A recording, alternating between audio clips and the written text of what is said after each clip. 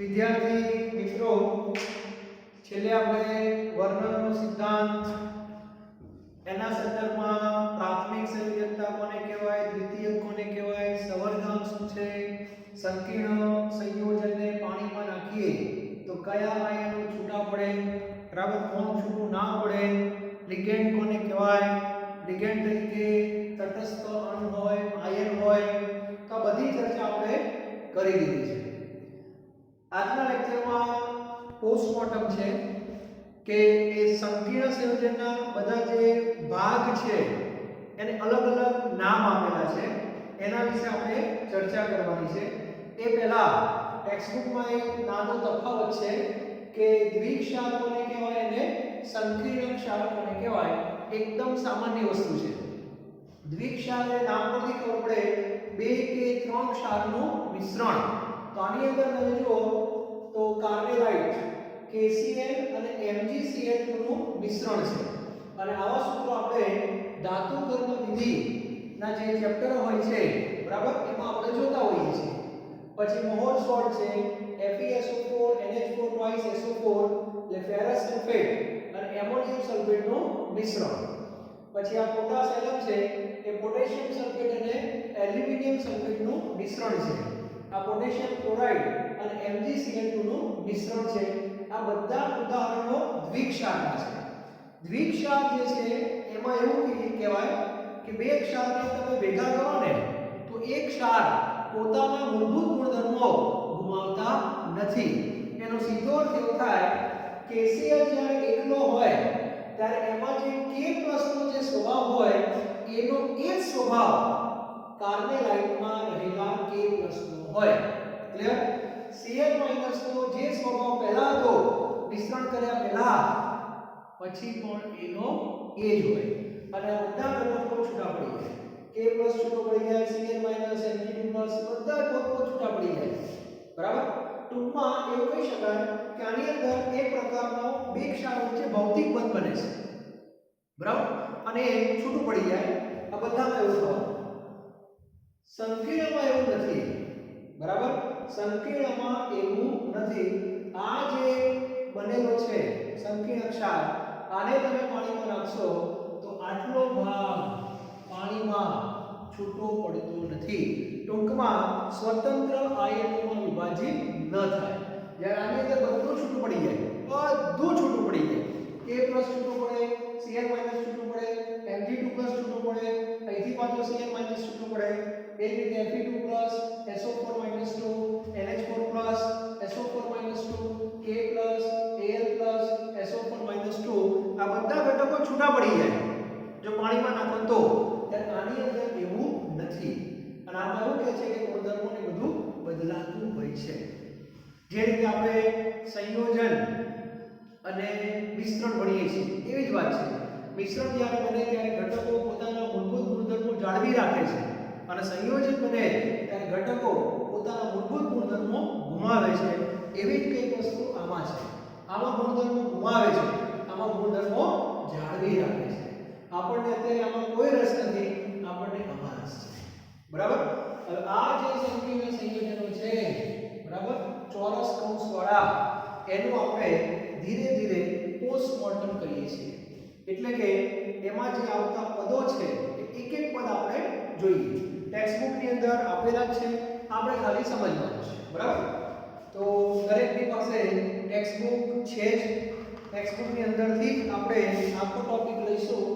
અને વસ્તુ બહુ સરળ છે, પણ શબ્દો જે છે એ મગજમાં થોડા તમારે ફિટ કરવાના છે. ઓકે?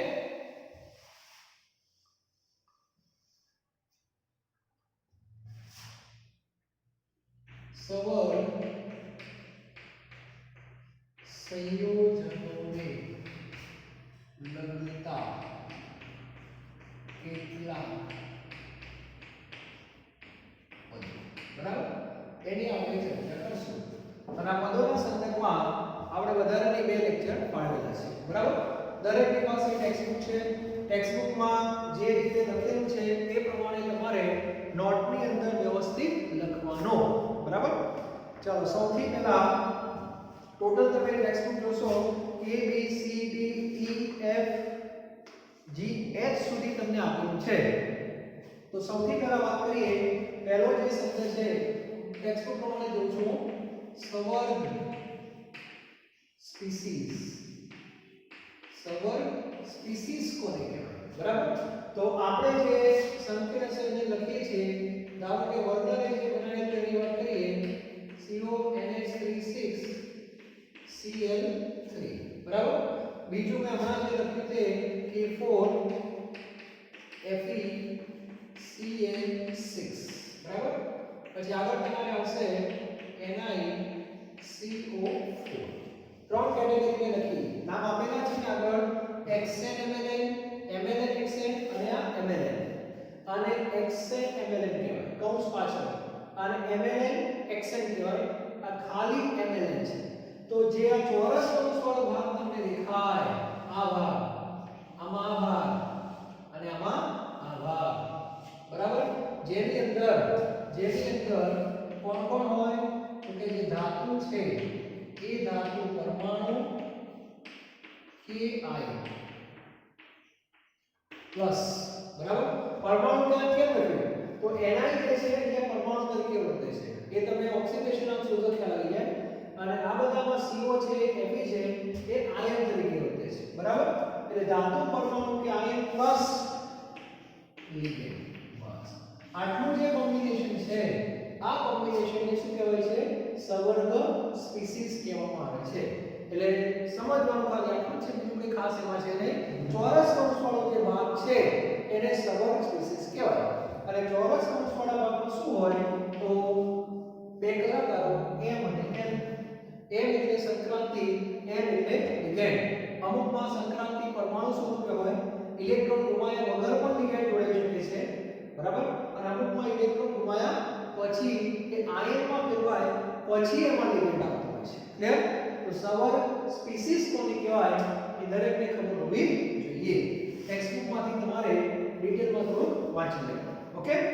ચલો ત્યારબાદ બી. બીની અંદર એવું લખ્યું છે, એકદમ સરળ છે આમાં, મધ્યસ્થ પરમાણુ કે આયન. આમાં કઈ સમજવા જેવું મને કે લાગતું નથી. મધ્યસ્થ પરમાણુ હોય કે આયન હોય એ કઈ તત્વ, કઈ ધાતુ તરફ તમને લઈ જાય? સંક્રાંતિ. તો એની અંદર પણ આપણે લખી શકીએ.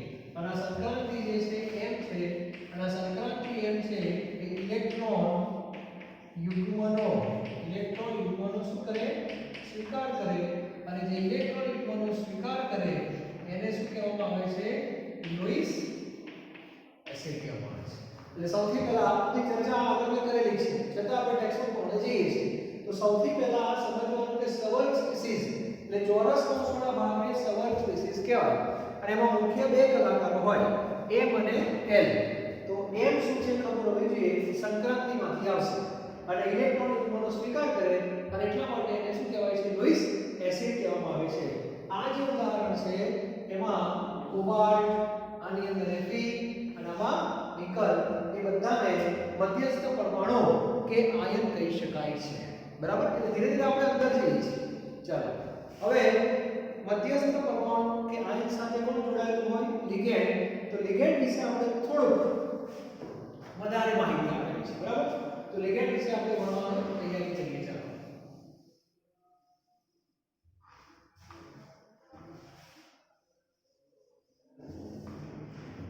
જૂની બુકમાં લિગેન્ડનો આખો એક અલગ ક્વેશ્ચન હતો, તો આપણે એ રીતે થોડી ચર્ચા આજે કરું છું. લિગેન્ડ અને તેના પ્રકારો. લિગેન્ડ અને તેના પ્રકારો. તો સૌથી પહેલા લિગેન્ડ શું છે? તો લિગેન્ડ તરીકે નંબર 1 તમે શું લઈ શકો? લિગેન્ડ તરીકે તટસ્થ અણુ કે ઋણ આયન. સામાન્ય રીતે લિગેન્ડ તરીકે તમે જોજો, સામાન્ય રીતે તટસ્થ અણુ હશે, ઉદાહરણ જોઈશું હમણાં, અથવા તો ઋણ આયન હશે. ત્યાર પછી લિગેન્ડ જે છે એ ઇલેક્ટ્રોન યુગ્મનો શું કરે છે? દાન કરે છે. આ એક વસ્તુ યાદ રાખવાની. બરાબર. ઇલેક્ટ્રોન યુગ્મનું દાન કરે છે. પછી જે બંધ બને તો મને સવર્ગ બંધ બને. કોની વચ્ચે m અને l વચ્ચે સવર્ગ બંધ બને. અને બીજું દાન કરે એટલે એને શું કહેવાય? લુઈસ બેઝ કહેવાય છે. આટલા બેઝિક મુદ્દા દરેકને પહેલા ખબર હોવા જોઈએ. બરાબર? કે લિગેન્ડ તરીકે તટસ્થ અણુ પણ હોય અથવા ઋણાયુ પણ હોય છે. ઇલેક્ટ્રોન યુગ્મનું દાન કરે છે, સવર્ગ બંધ બનાવશે અને એને કહેવાય લુઈસ બેઝ. ઓકે? ચલો. હવે લિગેન્ડના પ્રકાર. તો જે લિગેન્ડ છે એના મુખ્ય બે પ્રકાર છે. બરાબર? પહેલો જે પ્રકાર છે ટેક્સ્ટબુકમાં વ્યવસ્થિત નથી આપેલું એટલે તમે બોર્ડમાં જે લખાયું છે લખવાનું તમારે તે એક દંતીય લિગેન્ડ અને પછી અહીંયા આવશે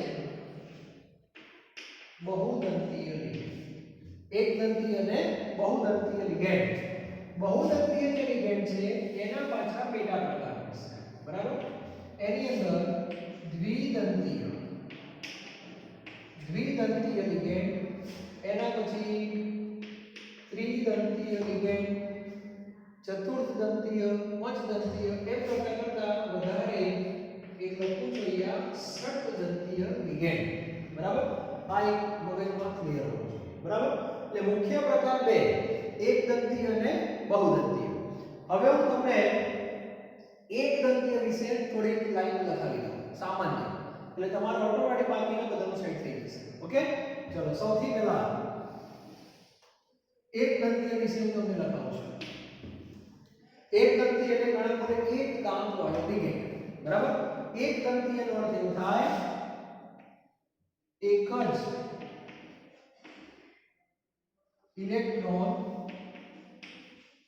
યુગ્મનું દાન કરે છે. બરાબર?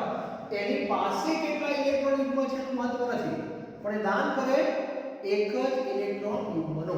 એક જ શબ્દ પકડવાનો છે, એક જ. કહેવાય ગયું? બીજું, એક જ ઇલેક્ટ્રોન યુગ્મનું દાન કરે તો સવર્ગ બંધ કેટલા બને? એક જ બને. લખવાનું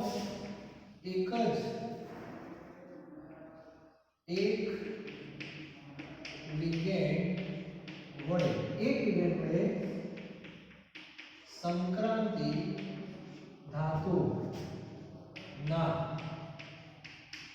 પરમાણુ કે આયન સાથે એક જ સવર્ગ બંધ બને છે. એક જ સવર્ગ બંધ બને છે. બરાબર? એક જ ઇલેક્ટ્રોન યુગ્મનું દાન કરે. એક લિગેન્ડ એક જ ઇલેક્ટ્રોન યુગ્મ જો આપતો હોય તો એક લિગેન્ડ દ્વારા સંક્રાંતિ ધાતુના પરમાણુ કે આયન સાથે એક જ સવર્ગ બંધ બને છે. બરાબર? હવે એક લિગેન્ડ વડે સંક્રાંતિ ધાતુ આયનની એક જ દ્વિતીયક સંયોજકતા સંતોષાય છે. એક આ લિગેન્ડ એ દ્વિતીયક સંયોજકતા જોડે આપણને બધાને ખબર છે સંક્રાંતિ ધાતુ પાસે બે સંયોજકતા હોય, પ્રાથમિક અને દ્વિતીયક. તો લિગેન્ડ કઈ સંયોજકતાથી જોડાય છે? દ્વિતીયક. તો એક દંતીય લિગેન્ડ સંક્રાંતિની એક જ દ્વિતીયકને સંતોષે છે. એમના ઉદાહરણ આપે છે કે તમને ખ્યાલ આવી જશે. બરાબર? આમાં પણ એક જ દ્વિતીયક છે. બરાબર? પછી આવા લિગેન્ડમાં એક જ શબ્દ લખું છું. હવે જૂની બહુ સરસ રીતે આપેલું હતું સવર્ગ સ્થળ નિદર્શ હોય છે. આવા લિગેન્ડમાં એક જ સવર્ગ સ્થળ નિદર્શ હોય છે. બરાબર? સમજાવું છું. એટલે જ્યાંથી દાન થતું હોય એ જે સ્પીસીસ કહેવાય એને સવર્ગ સ્થળ નિદર્શ કહેવાય. એ સમજાવું છું. અને હવે લખી નાખવાના તમારે ઉદાહરણ જ્યાં લખું છું ત્યાંથી. ઉદાહરણની અંદર આપણે એક તટસ્થ અણુ લખીએ. બરાબર? દાખલા તરીકે એમોનિયા. તો બધાને ખબર છે એમોનિયા બન્યા પછી નાઇટ્રોજનના માથા ઉપર અબંધકારક ઇલેક્ટ્રોન હોય કે ના હોય જ, બરાબર. તો આ યુગ્મનું દાન થવાનું છે. એટલે સંક્રાંતિ ધાતુ સાથે જ્યારે સંક્રાંતિ ધાતુ સાથે એમોનિયા જોડાતો હશે ત્યારે એમોનિયામાં રહેલો નાઇટ્રોજન ઇલેક્ટ્રોન યુગ્મનું દાન કરે છે. બોલાય શું? એમોનિયાએ દાન કર્યું, પણ વાસ્તવમાં કોને કર્યું? એમોનિયા તો અણુ છે, એમોનિયામાં રહેલા નાઇટ્રોજને દાન કરેલું છે. તો આ જે નાઇટ્રોજન જે દેખાય તમને, આ નાઇટ્રોજન આને શું કહેવાય? સવર્ગ સ્થળ નિદર્શ એવું કહેવાય. પછી H2 પણ લખું છું. H2 માં ઓક્સિજનની પાસે બે અબંધકારક ઇલેક્ટ્રોન યુગ્મ છે, પણ એ દાન એકલું જ કરે છે. એટલે વર્ગીકરણ પ્રકાર જે છે દાનના આધારે છે. એટલે H2O ની અંદર એક જ યુગ્મ છે, યુગ્મ બે, પણ દાન એકલું જ કરે છે. એટલે કેટલા યુગ્મો ધરાવે છે એ પ્રમાણે નક્કી ના થાય, પણ કેટલા યુગ્મનું દાન કરે છે. એટલે તટસ્થ અણુ જે બધા છે જેને આપણે ઇલેક્ટ્રોન રિચ કહેતા હતા 11મા ધોરણમાં, એ બધા આની અંદર, બરાબર. આની અંદર ઓક્સિજન જે છે એ સવર્ગ સ્થળ નિદર્શ છે. આયનની વાત કરીએ તો Cl- તો Cl પોતે જ છે સવર્ગ સ્થળ નિદર્શ, અને માઈનસ એનો સીધો અર્થ થાય Cl જે છે એની પાસે પોતાના 6 ઇલેક્ટ્રોન તો હતા જ વધારાના, પણ જ્યારે કોઈ જોડાયેલો હતો ત્યારે એને આ ઇલેક્ટ્રોન યુગ્મ લઈ લીધા. એક ઇલેક્ટ્રોન બહારથી લીધેલો છે, કોનો આપણને ખબર નથી. ક્લિયર? જેમ કે HCl છે, HCl માં આવી હોય ને, HCl આ કે બનેલો છે, પણ જ્યારે બનતું છે ત્યારે આવું થશે. એટલે Cl ના પોતાના 6 ઇલેક્ટ્રોન તો એઝ છે જ, પણ આ બધા ઇલેક્ટ્રોન એને એક્સ્ટ્રા ઇલેક્ટ્રોન ધરાવે, અને એના કારણે એના માથા ઉપર ચાર્જ એટલે માઈનસ. એટલે આગળ જતા Cl- નો સ્વભાવ આ યુગ્મને દાન કરવાનો બની શકે છે, બરાબર. ઋણાયનમાં આવું થવાનું છે. તો જેટલા પણ એકદંતીય લિગેન્ડ છે એના આટલા પોઈન્ટ દરેકને ખબર હોવા જોઈએ, બરાબર. આનો તમને ટેબલ બનાવીને આપી દઈશ, જૂની બુકમાં બહુ સરસ આપેલું હતું. એકદંતીય, દ્વિદંતીય, એકદંતીયના પાછા ભાગ પડેલા હતા કે તટસ્થ કોણ છે, પછી આયન કોણ છે, એ રીતે વ્યવસ્થિત ભાગ પાડેલા છે. તો એનું તમને ટેબલ આપી દઈશ, બરાબર. પણ દરેક વિદ્યાર્થી પરીક્ષામાં લિગેન્ડનો પ્રશ્ન જો અલગથી પૂછાય તો પહેલા લિગેન્ડ વિશે તમારે આટલું લખી નાખવાનું. ઓકે, આ પોઈન્ટ લિગેન્ડના. પછી લિગેન્ડના પ્રકારો થઈ ગયા, એકદંતીય, બહુદંતીય આપી દેવાનું. ક્લિયર? પછી એકદંતીય વિશેના પોઈન્ટ લખવાના, આટલા જ લખવાના, બરાબર. હવે એક જ ઇલેક્ટ્રોન યુગ્મનું દાન કરે કોઈને તકલીફ નથી, બરાબર. એક લિગેન્ડ વડે સંક્રાંતિ ધાતુના પરમાણુ કે આયન સાથે એક જ બંધ બનવાનો છે, અને અહીંયા લખ્યું છે એક જ દ્વિતીયક સંયોજકતા સંતોષાય. એનું ઉદાહરણ તમને આપું. આને થોડું મળી ગયું. ધારો કે કોબાલ્ટની વાત કરો, બરાબર. હવે કોબાલ્ટની 6 દ્વિતીયક સંયોજકતા છે. 6 એટલે 6 સવર્ગાંક છે, 6 સવર્ગાંક છે બરાબર. હવે માની લો કે આપણે વિચારીએ આ બધું પછી આવે છે ના આ બધી જગ્યા છે, આ અષ્ટફલકીય આકાર કહેવાય. અને ધરાવતો હોય તો કોબાલ્ટની પાસે આટલી સ્પેસ છે. ટૂંકમાં એ 6 ઘટકોને 6 ઘટકો સાથે જોડાઈ શકે છે, એવી 6 જગ્યાએ ઊભી કરી શકે.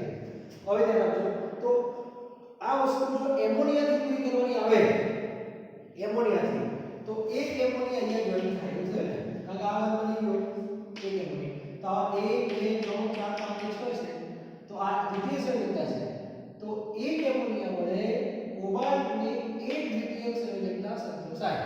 આના માટે શું જોવું પડે? બીજો એમોનિયા જોઈએ. આના માટે જો છે તો એનો અર્થ કે કોબાલ્ટ પાસે કેટલા એમોનિયા જોઈએ? 6 એમોનિયા જોઈએ, બરાબર. કારણ કે એકદંતીય લિગેન્ડથી એક જ દ્વિતીયકને સંતોષ મળે. તો 6 દ્વિતીયક સંયોજકતા હોય તો આવા 6 એમોનિયા કોબાલ્ટ પાસે હોવા જોઈએ. અને એટલા માટે ઘણીવાર આપણે લખીએ છીએ કે CONA3 6. તો આગળ આવશે તમારે, બરાબર. ચિંતા કરવાની જરૂર નથી, પણ આ એક વસ્તુ મગજમાં હોવી જોઈએ. ઓકે, ચલો હવે વાત કરીએ દ્વિતીય. દ્વિતીયમાં દરેક વિદ્યાર્થીએ શું કરવાનું છે?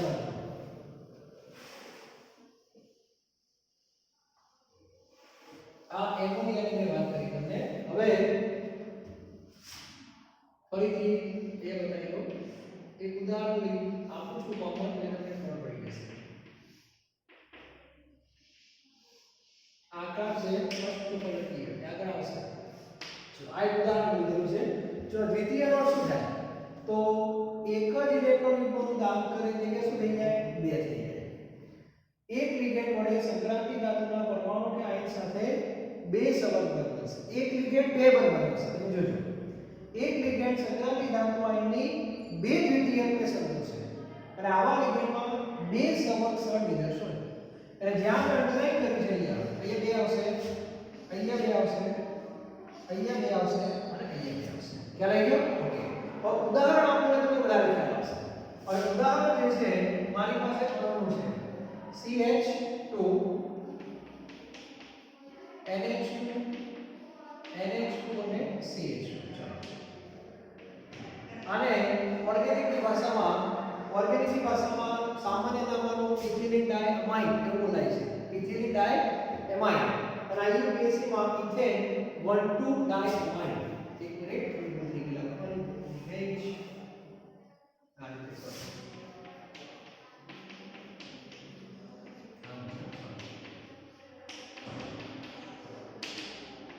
આનું શોર્ટ ફોર્મ EN છે. શોર્ટ ફોર્મ આનું છે EN.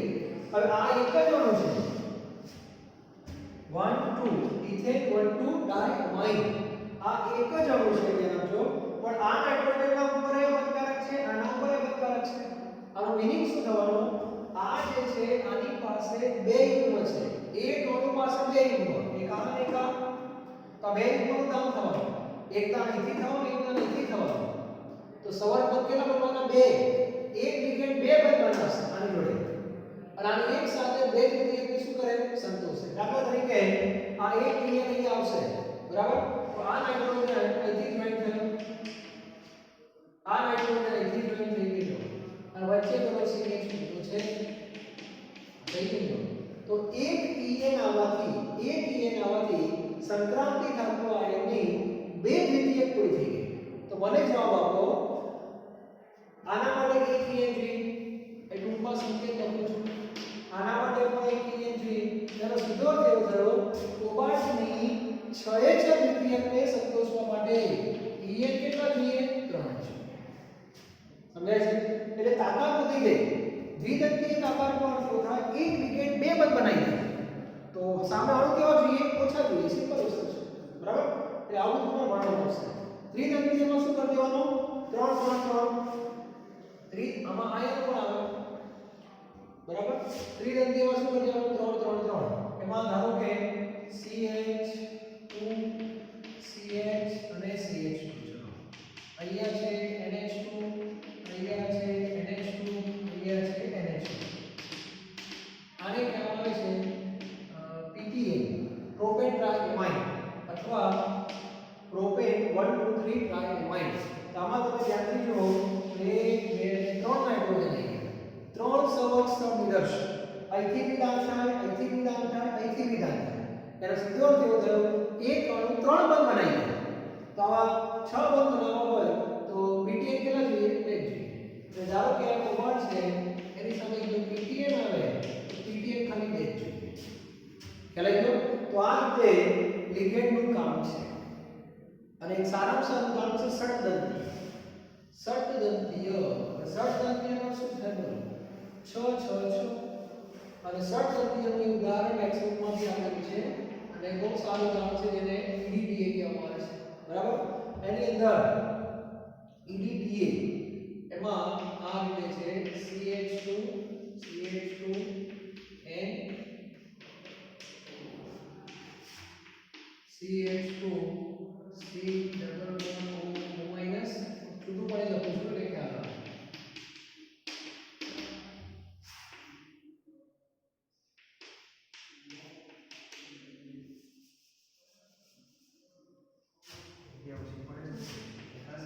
આ રીતે આવેલું છે.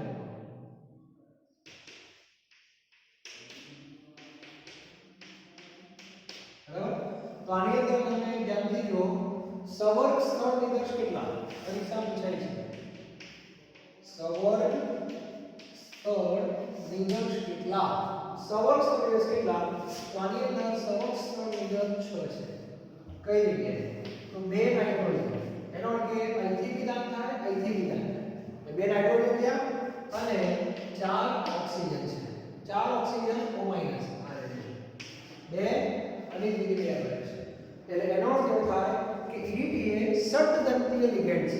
એમાં 6 સવર્ગ સ્થળ નિદર્શ હોય છે અને 2 નાઇટ્રોજન અને 4 ઓક્સિજન. અને આનો જે વીજભાર છે, વીજભાર એ વીજભાર -4 છે. વીજભાર કેટલો છે? -4 છે. તો દરેક વિદ્યાર્થીના મગજમાં આ વસ્તુ ક્લિયર હોવી જોઈએ. બરાબર? તો લિગેન્ડની અંદર આ બધી માહિતી છે. ટેક્સ્ટબુકમાં આપેલું છે, છતાં પણ આ રીતે થોડું લખવું પડે. સાથે સાથે અને ખબર પડે સાથે સાથે આની અંદર સાથે જોડાયેલા બીજા કેટલાક પદ તમને સમજાવી દઉં. બરાબર? આની સાથે જોઈન્ટ છે. એક પદ છે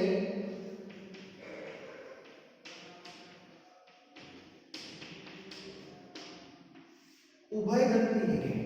જે રીતે ઉભયજીવી, ઉભય ગુણધર્મી, એ ઉભયદંતી લિગેન્ડ એવો શબ્દ છે. બરાબર? આમાં એવું કહે છે આવા લિગેન્ડમાં બે દાતા, બે જુદા જુદા દાતા પરમાણુ એટલે સવર્ગ સ્થળ નિદર્શ. આવા લિગેન્ડ બે જુદા જુદા દાતા પરમાણુ ધરાવે છે અને સંક્રાંતિ ધાતુ આયન સાથે કોઈ પણ એક નહીં કોઈ પણ જોડાઈ શકે છે. કોઈ પણ જોડાઈ શકે. દાખલા તરીકે NO2-. બરાબર?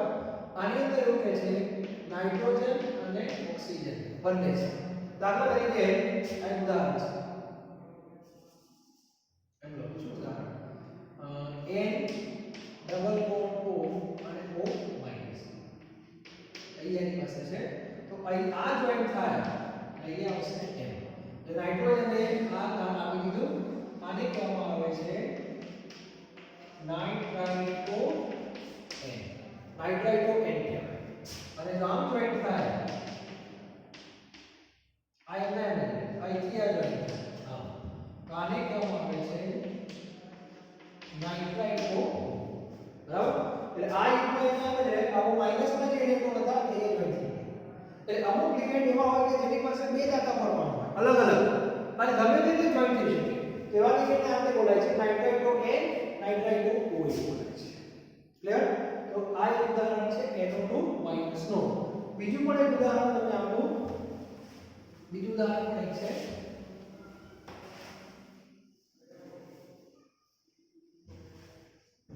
બીજું જે ઉદાહરણ છે એની અંદર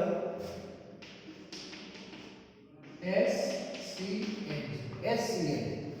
આની અંદર એવું કહે છે કે S પણ જોડાઈ શકે છે. SC એટલે ટ્રિપલ બોન્ડ એન્ડ S પણ જોડાઈ શકે. S આને કહેવામાં આવે છે થાયોસાઇનેટો S.